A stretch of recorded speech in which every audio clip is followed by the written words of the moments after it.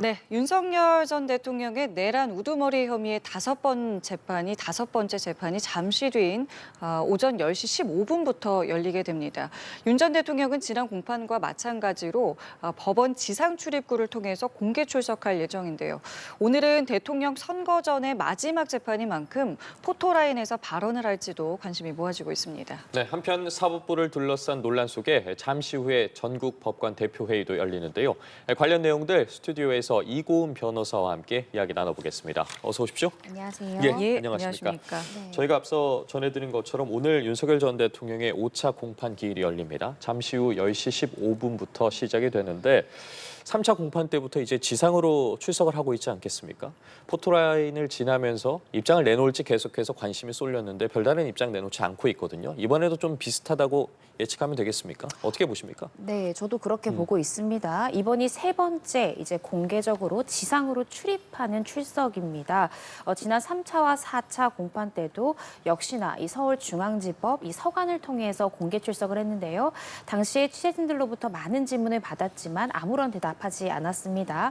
아마도 대선을 앞두고 마지막 재판 이 공개 출석이지만 어떤 별다른 입장을 내놓기보다는 재판에 집중하는 모습을 보이지 않을까 조심스럽게 추측을 해봅니다.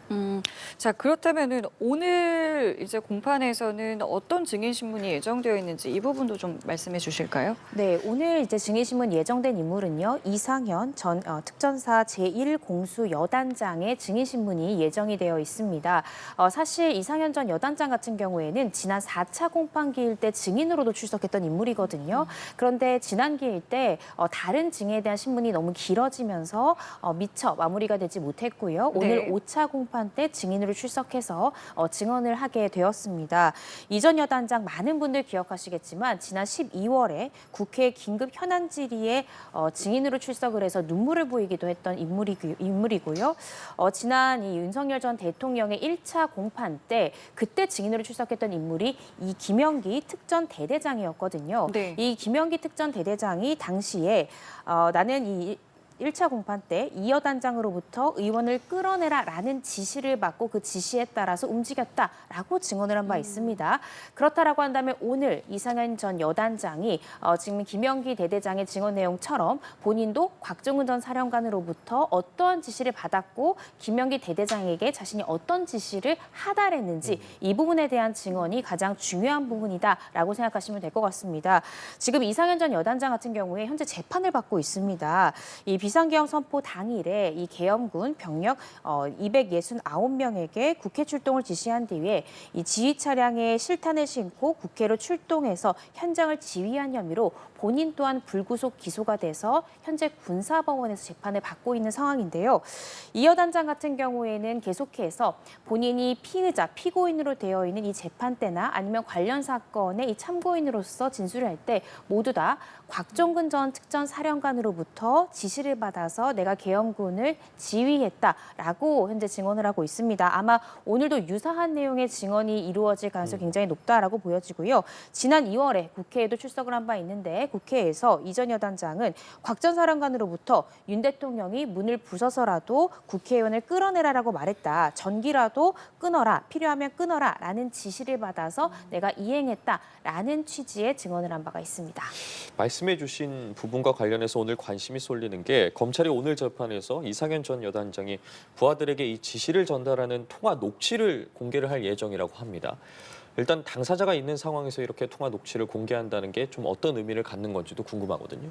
네, 두 가지의 가능성이 있을 것 같습니다. 일단 첫 번째는요, 윤석열 전 대통령, 그러니까 이 피고인이 이 해당 녹취록에 대해서 증거 능력을 부정할 수 있습니다. 그렇다라고 한다면 해당 그 녹취록에 나오는 진술자가 증인으로 출석했을 때 그 녹음 파일을 재생한 다음에 그 녹음 파일 속의 목소리가 본인의 목소리가 맞는지 등 이 증거 능력을 부여하기 위해서 검찰이 형식적으로 필요한 절차이기 때문에 했을 가능성이 있고요. 예. 두 번째 가능성은 이 증거 능력에 대해서 윤석열 전 대통령이 부정을 하지는 않았지만 그렇지만 이러한 녹취 내용이 어떻게 생각하면은 공소사실 입증의 쐐기를 박는 중요한 어떤 물적 증거가 될 수 있기 때문에 이러한 녹취 내용을 증인신문 과정 중에 재생함으로써 재판부로 하여금 공소사실이 확실히 입증된다라는 점을 강하게 피력하기 위한 의도일 수 있습니다. 그래서 그 두 가지의 가능성을 우리가 볼 수 있을 것 같습니다. 예.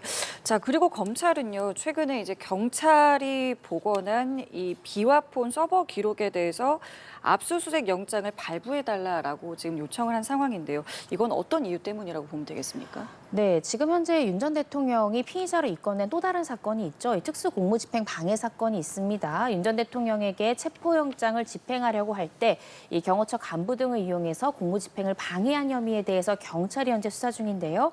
해당 사건에서 경찰청에서는 지금 현재 비아폰의 서버 기록을 이미 제출을 받았고요. 디지털 포렌식 복원에도 성공했다라는 보도 내용이 나오고 있습니다. 네. 비아폰 서버 내역, 또 윤 전 대통령이 사용했던 업무폰 포렌식 자료 이런 것들은 윤 전 대통령이 이제 받고 있는 재판에도 굉장히 중요한 증거가 될 수 있습니다. 그런데 윤 전 대통령의 내란 등 혐의 사건이 이미 기소가 되어버렸기 때문에 더 이상 수사기관이 직접 영장을 청구할 수는 없고요. 이 내란 혐의 같은 경우에는 이 재판부에서 직권으로 압수수색 영장을 발부를 해서 실제로 이 정보를 획득을 해야 되는 그런 상황입니다. 그래서 윤 전 대통령의 이 내란 혐의 등 사건을 직접 재판 담당하고 있는 공판검사 측에서는 이 재판부에 해당 서버 기록이 왜 필요한지, 그리고 즉시 이 부분에 대한 확보가 어떠한 이유로 필요한지 등을 소명해서 영장 발부를 촉구하는 내용의 의견서를 제출한 것이다라고 이해해 보시면 될 것 같고요. 이 부분에 대해서는 사실은 내란 혐의를 입증할 수 있는 중요한 증거가 될 수 있습니다. 따라서 아마도 오늘 이 부분에 대한 논의가 재판부와 적극적으로 이루어지지 않을까라는 생각이 듭니다. 예, 저기 말씀 중에 지금 들어온 속보를 좀 먼저 드리겠습니다. 최근에 민주당 일각에서 추진했던 비법조인 대법관 증원, 또 비법조인 대법관 임명과 관련한 법원 조직법 개정안을 발의한 바가 있었는데요. 이 부분에 대해서 철회를 결정했다라는 속보가 조금 전에 들어왔습니다. 관련된 내용은 저희가 잠시 뒤에 좀 구체적으로 들어오면 이 부분과 관련해서 내용을 좀 다루도록 하겠고요. 저희는 잠시 뒤에 있을 윤 전 대통령 내란 우두머리 혐의 관련 재판 이야기 계속 나눠보도록 하겠습니다. 네.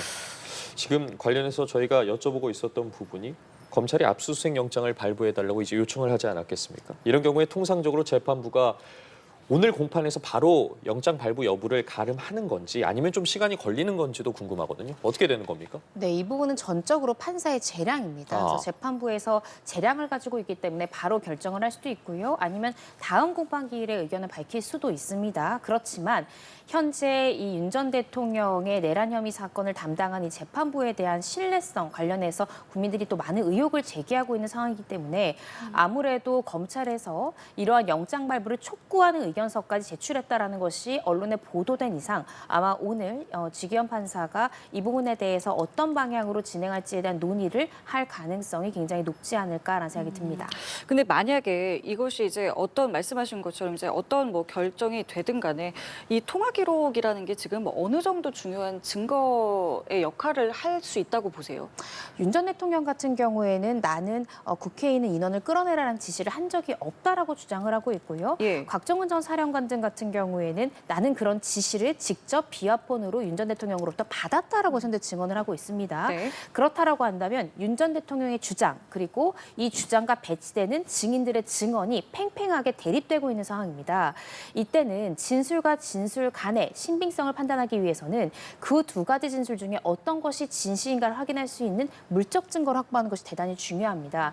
예를 들어 윤 전 대통령 측에서는 나는 그 당시에 누군가와 통화한 적이 없다라고 주장을 했는데 실제 비화폰 서버 내역이나 통화 기록상 누군가와 통화한 횟수와 기록과 시간이 나온다라고 하면 그것이 그런 물적 증거가 윤 전 대통령의 말에 좀 더 가까운 것인지 아니면 증언자들의 진술에 더 가까운 것인지 이 부분에 대한 실체를 규명하기 위해서 굉장히 중요한 증거가 될 수도 있고요. 또 검찰에서는 검찰이 내란 혐의로 기소할 때는 이 비화폰 서버 내용을 확보하지 못한 상태였기 때문에 구체적으로 윤 전 대통령이 계엄 선포 이후에 몇 번, 언제, 어떻게 이 비화폰으로 지시를 내렸는지 그 횟수와 시기를 정확히 공소장에 특정하지 못한 채로 재판에 넘겼습니다. 예. 그랬기 때문에 이 내란 관련해서 정확한 시점, 지시의 어떤 방법 이것들에 대한 공사실을 좀 더 보완하기 위해서는 이런 비화폰 서버 기록, 통화 기록이 굉장히 중요한 증거가 될 수 있는 그런 상황입니다. 예.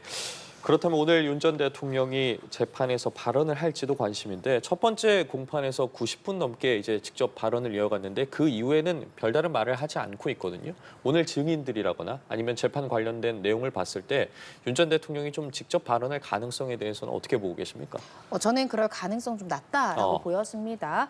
첫 번째 기일 때 윤 전 대통령이 93분간 발언했던 부분은 사실은 첫 번째 공판의 역할과 기능은요. 이 피고인이 공사실에 대해서 어떤 입장을 취하고 있는지 그리고 증거 기록에 대한 피고인의 입장은 어떤지 이렇게 피고인의 입장을 확인하는 것이 첫 번째 공판의 주요 역할이고 기능이기 때문에 예. 아마 윤 전 대통령의 직접 발언한 이 분수가 더 길었던 것이 아닌가라는 생각이 듭니다. 그렇지만 오늘은 그러한 절차를 진행하는 시간이 아니고요. 이상현 전 여단장에 대한 증인 신문이 이루어지는 만큼 피고인이 직접 발언할 수 있는 기회를 갖긴 좀 어렵지 않을까라는 생각이 들고요. 또 이상현 전 여단장 같은 경우에는 윤석열 전 대통령과 직접 통화를 하거나 직접 지시받은 인물 아닙니다.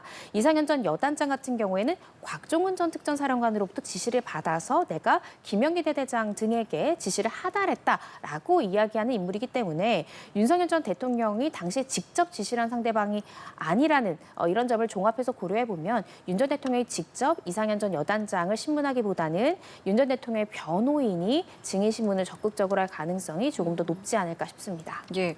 자, 그리고 지난주에 있었던 4차 공판을 되돌아보면은 공판이 시작되기 전에 지기현 부장판사가 이제 자신의 접대 의혹에 대해서 입장을 내놨지 않았겠습니까? 이 부분과 관련해서 오늘도 추가 입장을 내놓을 가능성도 있다고 보세요. 저는 더 이상 재판사가 어떤 추가 입장을 공개적으로 내지는 않을 것 같습니다. 언론 보도 내용에 따르면 지기현 판사 같은 경우에는 대법원 윤리감사실에 소명서와 각종 자료를 이미 제출한 것이다라고 지금 보도가 나오고 있는데요. 해당 내용을 좀 살펴보면 당시에 후배들에게 밥을 사주고 그리고 헤어지기 전에 후배들의 요청에 따라서 찍은 기념사진이고 술자리가 시작되기 전에 나는 자리를 빠져나왔다라는 취지의 소명 자료와 소명서를 제출한 것으로 알려지고 있는데요. 예. 오늘 어떠한 세세한 부분에 대한 입장을 밝히기보다는 10시 15분부터 이 준비된 증인신문 절차 그리고 이 압수수색 영장 발부 이 부분에 대한 논의를 주되게 하지 않을까 싶습니다. 오늘 뭐 별다른 입장 발표를 하지 않을 거라고 예상을 해주셨는데 관련해서 어쨌든 만일 그 사진에 대한 해명을 하지 않았겠습니까? 이 사진에 나왔던 인물들이 법조계 인물이라면 직무에 관련된 뭐 관련성이 있는 건지 뭐 계산은 누가 했는지 구체적으로 좀 이런 부분에 대한 파악도 있어야 되지 않겠냐라는 이야기도 있거든요. 이 부분에 대해서는 좀 어떻게 봐야겠습니까? 네, 아마 대법원 윤리감사실에서 당시에 재판사와 함께했던 아마 인물들에 대해서 소환해서 조사하고 면담할 가능성 충분히 있다고 생각이 듭니다. 이미 지기현 판사가 당시 함께 동석했던 인물이 2023년 여름에 있었던 자리다라는 것이 재판사의 주장인데요. 가끔 교류하던 지방의 법조계 후배들이 서울에 올라와서 내가 밥을 사줬고 주점에서 술 한잔 하자라는 제안을 받아서 가긴 했지만 술자리 시작되기 전에 떠났다는 것이 재판사의 주장 내용이잖아요. 예. 그렇다라고 한다면 지기현 판사의 주장 내용에도 당시 동석했던 인물들이 법조계 후배였다라는 것은 재판사도 인정하고 있기 때문에 해당 이 동석자들에 대한 이 소환 조사가 좀 필요한 상황이지 않을까라는 생각이 들고요. 단순히 법조계 후배들을 만났다라고 해서 이것이 어떤 청탁금지법 위반이랄지 뇌물죄까지는 가기 어려울 것입니다. 재판사도 법대를 졸업했기 때문에 대다수의 인맥이 법조계로 구성됐을 가능성이 굉장히 높기 때문인데요. 다만 이 후배들이 당시 재판사가 계속해서 재판을 하던 사건에 관련된 변호사였다라고 하면 이야기가 달라질 수 있습니다. 그래서 1회에 예. 100만 원을 초과했거나 직무 관련성이 인정됐거나 이럴 경우에는 형사 사건으로 현재 고발할 수 있는 그런 상황이기도 합니다. 알겠습니다. 지금 말씀 중에 윤 전 대통령의 차량이 이동을 시작했습니다. 이제 차량이 이제 법원 안으로 들어가게 되면요. 말씀드린 것처럼 차량이 멈추고 또 차에서 윤 전 대통령이 내려서 걸어 들어가게 됩니다. 오늘도 지난번과 마찬가지로 이제 지상 출입구를 통해서 나오기 때문에 윤 전 대통령이 오늘은 또 발언을 하게 될지 왜냐하면 또 이게 이제 대통령 선거 전의 마지막 재판이기 때문에요. 관련해서 오늘은 포토라인에서 발언을 하게 될지 이 부분도 지금부터 주목해서 보시면 되겠습니다. 네, 지금 보시는 것처럼 윤 전 대통령 사저를 출발해서 법원으로 향하고 있는 모습 함께 보고 계십니다. 이제 잠시 후에 모습을 드러낼 것으로 보이는데요. 말씀드린 것처럼 지난 3차 공판 때부터 지상으로 출입 중인 윤석열 전 대통령 법원 포토라인에서 지금까지 한 차례도 발언을 하지 않았습니다. 앞서 윤 전 대통령 지난 17일에 국민의힘을 탈당했는데요. 국민의힘을 탈당한 뒤에 출석한 앞선 4차 공판에서도 별다른 입장을 내놓지 않았습니다. 포토라인을 지나는 윤 전 대통령에게 기자들이 여러 질문을 던지기도 했는데요. 끌어내리라는 지시가 있었다는 증언이 이어지는데 입장이 있는지, 비상계엄에 대해 사과할 생각이 있는지 등에 대해 아무런 답변을 윤 전 대통령 하지 않았습니다. 예, 그리고 지금 5번째 공판을 위해서 윤 전 대통령 모습을 드러냈습니다. 차량이 멈추고 윤 전 대통령 이제 내려서 걸어가는데요. 아직도 없으세요? 검찰의 비합헌 서부 압수수색 영장 발부 좀 어떻게 생각하세요?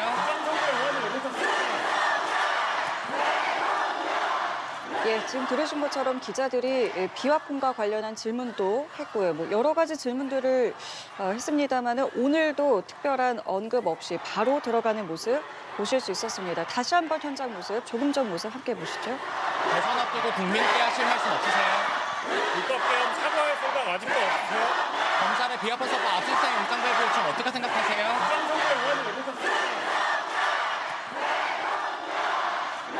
예, 오늘도 별다른 발언은 없었습니다. 윤 전 대통령 선거 전의 마지막 재판이었기 때문에 오늘은 어떤 특정 발언이 나오지 않을까 이 부분 저희가 앞서 주목해보면 좋겠다라고 이야기를 드렸습니다만 기자들의 질문에도 특별한 언급 없이 들어가는 모습 지금 보실 수 있었습니다. 글쎄요, 기자들이 뭐 저희가 조금 전에 얘기했던 비화폰을 관련해서 여러 질문들을 했는데 오늘도 특별한 답변은 없었네요. 네, 그렇습니다. 아무래도 본인의 형사 재판을 앞둔 만큼 언론 앞에서 했던 이야기가 자신에게 또 불리한 증거가 될 수 있거든요. 그래서 재판에 앞서서 이 혐의 사실에 대한 또 중요한 증거가 될 수 있는 비화폰 관련한 발언을 자제하는 것으로 보여지고요. 윤 전 대통령 같은 경우에는 20년 이상 검사 생활을 한 베테랑 법조인입니다. 따라서 언론 앞에서 이 재판 관련한 발언을 하는 것이 나중에 불리하게 작용할 가능성이 높다라는 부분들을 충분히 알 수 있기 때문에 아마 어떠한 발언도 아낀 것이 아닌가라는 생각이 듭니다. 예, 알겠습니다. 윤 전 대통령 이제 5차 공판을 위해서 출석을 한 상황이고요. 관련해서 계속해서 속보로 들어오는 내용은 저희가 짚어보도록 하겠습니다. 그리고 김건희 여사 수사 관련된 내용도 좀 다뤄보도록 하겠습니다. 지금 검찰이 진행 중인 김건희 여사 관련 수사가 크게 3가지지 않겠습니까? 좀 네. 어떤 수사들이 진행 중인지 다시 한번 좀 설명을 부탁드리겠습니다. 네, 일단 서울중앙지방검찰청에서는요, 현재 공천 개입 의혹에 대해서 들여다보고 있습니다. 여러 가지 지방선거 관련한 공천에 개입했다라는 의혹을 받고 있는데요. 대표적으로는 윤 전 대통령 부부가 이 명태균 씨로부터 지난 대선 당시에 무상으로 여론조사를 받고 그 대가로 김영선 전 의원 등의 이 공천에 개입했다라는 등의 의혹을 서울중앙지검에서 현재 수사를 하고 있는 그런 상황입니다. 또한 서울고등검찰청에서는요, 이 도이치모터스 관련한 주가 조작 사건에 대해서 이미 중앙지검에서 불기소 처분 내린 이 사건에 대해서 다시 한 번 더 수사할 필요성이 있다라면서 재수사를 결정하고 현재 직접 재수사를 하고 있는 상황이고요. 서울 남부지검 같은 경우에는 이 샤넬백 청탁 의혹 등을 수사하고 있습니다. 건진법사라고 불리는 전성배 씨가 이 통일교 전 간부 윤모 씨로부터 김건희 여사 전달용으로 샤넬백, 다이아몬드 목걸이, 천수삼 농축차 등 다양한 금품을 받아서 과연 이것이 김건희 여사 측에 전달됐는지 그 의혹에 대해서 남부지검에서 현재 수사를 하고 있는 그런 상황입니다. 예, 알겠습니다. 자, 저희가 보신 것처럼 지금 윤 전 대통령 5번째 공판을 위해서 들어가는 모습 보셨고요. 또 김건희 여사의 관련 내용까지도 짚어봤습니다. 자, 그리고 오늘 이제 오전 10시부터 전국 법관 대표 회의가 열리게 됩니다. 이 법관 대표 회의가 어떤 것이고 사실 이게 열리기 전까지도 참 여러 이제 투표들도 있었고 과정들도 있었지 않았겠습니까? 이게 왜 열리게 된 것인지 이 부분부터 좀 짚어볼까요? 네, 일단은 전국 법관 대표회의라는 용어 자체가 생소하실 수도 있을 것 같습니다. 전국 각급 법원에서 법관들을 대표할 수 있는 법관을 선출하게 됩니다. 그래서 선출된 이 법관들의 대표들이 사법행정 및 이 법원의 독립에 관한 사항에 관해서 의견을 표명하거나 건의할 수 있는 회의체다라고 이해하시면 될 것 같은데요. 이번 회의 같은 경우에는 정기회의가 아닙니다. 정기회의 같은 경우에는 4월과 12월에 각 1회씩, 그러니까 연 2회 열리도록 되어 있는데 이번엔 임시회의가 긴급하게 소집이 되었습니다. 그 배경이 된 사건은 이 민주당의 이재명 대선 후보에 대해서 이 대법원의 파기환송이라는 선고가 이례적인 속도전을 보인 것이 아니냐. 이것이 어떻게 생각하면 이 사법부의 공정성을 흔들 수 있는 부분이 아니냐라는 이제 우려들이 나왔고 그 우려가 촉발이 되어서 임시회의까지 소집된 그런 상황이라고 이해하시면 될 것 같습니다. 말씀해 주신 것처럼 임시회의이기 때문에 또 각 법원의 대표 판사들이 전부 다 참여를 할 수는 없을 것으로 보이거든요. 뭐 몇 명이 이제 출석한다, 과반 이상이 뭐 출석을 한다, 만다 이런 부분과 관련해서도 계속해서 보도가 이어지고 있는데 어떤 방식으로 진행이 되는 겁니까? 네, 오늘 이제 오전 10시부터 고양시에 있는 사법연수원에서 임시회의가 개최가 되는데요. 직접 현장으로 출석을 해도 되고요. 또 온라인으로 이 화상회의의 방식으로도 함께 병행하겠다라고 이 법관회의에서는 이야기를 했습니다. 전국 법관 대표들의 숫자는요, 126명입니다. 그런데 전국 대표 법관회의 규칙이 또 있습니다. 해당 예. 규칙에 따르면 과반수 이상 일단 출석을 해야 되거든요. 126명 중에 64명 이상이 참석을 해야 개의, 즉 회의를 시작을 할 수 있습니다. 그래서 과연 오늘 64명 이상이 과연 참석할 것인가 이것이 또 하나의 관건이고요. 참석의 이 정족수가 확보된다라고 하면 어떤 이 회의 안건에 대해서 의견을 개진하기 위해서는 또 이 출석한 인원의 과반수가 찬성을 해야만 의결을 할 수가 있습니다. 예. 그래서 이런 부분들이 관건이 될 것이다라는 예측들이 나오고 있습니다. 그렇게 된 배경에는 사실 오늘 열릴 이 임시회의에 대해서 그 개최에 반대하는 목소리도 적지 않았습니다. 실질적으로 비공개로 투표를, 그러니까 회의를 열지 또 요청을 할지 이 부분에 대해서 비공개로 투표가 이루어졌는데요. 그때 당시에 70명 이상이 이 임시회의의 개최에 대해서 반대했다라는 보도가 나오고 있습니다. 그렇다라고 한다면 회의 출석 정족수인 64명조차 이것이 충족될 수 있는가 이 부분에 대한 우려가 나오고 있는 상황입니다. 예, 지금 저희 들어온 속보에 의하면요, 이 정족수를 아직 확인을 하지는 않은 것 같아요. 그러니까 지금 말씀하신 것처럼 126명 가운데 64명이 넘어가는지 아닌지가 이제 확인이 되면 오늘 이 법관 회의가 개의가 되는지를 저희가 볼 수 있는데 관련 내용 이제 속보로 들어오면 바로 좀 전해드리도록 하겠습니다. 그럼 말씀해주신 것처럼 만약에 이게 개의가 되면은 오늘 의결까지도 가는 것인지 아니면 논의만 하고 끝나는 것인지 이 부분도 궁금해지는데요. 네, 일단 개의가 되면 안건들에 대해서 논의를 할 것입니다. 예. 논의를 한 다음에 투표에 붙여서 과반수 이상 찬성하게 되면 의견을 표명하게 되는데요. 일단은 지금 참석의 정족수가 채워질지 이 부분도 지금 큰 논란이 되지만 논의 과정을 통해서 과연 지금 의견 표명을 하는 것이 적절한가 이 부분에 대해서 치열한 공방이 이루어질 가능성이 굉장히 높습니다. 실제 이번 전국 법관 대표회의 개최를 앞두고 법원 내에서는 다양한 목소리들이 나왔거든요. 지금 6월 3일에 있을 대선을 불과 8일밖에 남겨두지 않은 이런 상황에서 전국의 법관들을 대표하는 사람들이 모여서 어떻게 생각하면 이런 정치적인 견해로 비춰질 수 있는 의견을 개진하는 것이 정치적 독립성을 유지해야 되는 법관의 신분에 과연 타당한 것인가 이 부분에 대한 우려의 목소리도 법원 내부에서 나오고 있다는 보도가 있고요. 뿐만 아니라 물론 이 특정 사건에 대한 당 부당에 대해서 논의하지 않겠다라고 이 전국 대표 법관회의에서는 이야기를 했지만 그렇지만 이번 임시회의가 개최되게 된 가장 중요한 이유가 이 민주당의 이재명 대선 후보에 대한 이 대법원 파기환송심에 대한 것이 결국 촉발됐기 때문에 결과적으로 논의를 하다 보면 이 부분에 대한 언급이 없을 수가 없다는 거죠. 그렇게 된다면 이 전국 대표 법관회의 규칙에 보면 이 법관회의에서 논의할 수 있는 주제가 어떤 특정 사건에 대해서 논의할 수 있는 것이 아닙니다. 이 사법행정 및 법관 독립에 관한 사항에 대해서만 논의를 할 수 있는데 어떤 특정 사건에 대해서 논의하게 되는 것이 과연 이 규칙에 부합하는 것인가에 대한 또 논의점도 굉장히 치열하게 공방이 될 수 있는 상황이어서 오늘 이제 의결까지 가기가 어려울 수 있고 또 의결하더라도 과반수 찬성까지는 얻지 못할 가능성도 생각해 볼 수 있을 것 같습니다. 말씀 중에 나온 속보에 따르면 회의는 일단 시작했습니다. 저희가 64명이 넘어가는지가 이제 중요하다고 앞서 말씀을 드렸는데 88명이 참석을 하게 됐습니다. 126명 중에 이제 88명이 참석을 했기 때문에 일단은 임시회의가 시작이 됐고요. 말씀드린 것처럼 이제 안건에 대해서 이야기를 하는데 이 안건은 상황에 따라서 오늘 바뀔 수도 있다. 이렇게 네. 보면 되는 거고요. 그렇습니다. 현재 직권으로 지금 올라온 안건이 총 두 가지가 그렇죠. 있습니다. 첫 번째는 재판 공정성의 준수의 노력이 필요하다. 즉, 이 민주당의 이재명 대선 후보에 대한 이 대법원 판결이 아마 기화가 된 안건이다라고 생각이 드는데요. 이 재판의 공정성 관련한 안건이 하나가 있고요. 두 번째 안건은 이 개별 재판을 이유로 이 사법부의 독립성을 침해할 가능성이 우려가 된다라는 또 쟁점이 있습니다. 이 두 가지 안건이 현재 논의할 안건으로 이야기가 되지만 다른 안건을 추가 상정할 수도 있습니다. 그래서 나는 다른 안건에 대해서 이야기하고 싶다라고 발언할 경우에는 9명의 또 다른 이 법관 대표들이 동의할 경우에는 추가 안건에 대해서도 논의할 수 있어서 지금부터 회의가 시작됐다라고 하면 일단 두 가지 안건에 대해서 이야기를 하고 그렇게 논의가 된 다음에 추가 안건 상정 여부에 대한 이야기도 나올 가능성 배제할 수 없을 것 같습니다. 이 임시회의라는 게 오늘 하루만 하는 겁니까? 이게 아니면은 지금 이제 여러 가지 논의할 게 많은 것 같은데 이게 오늘 하루에 끝나는 것인지 아니면 이게 끝나지 않는다면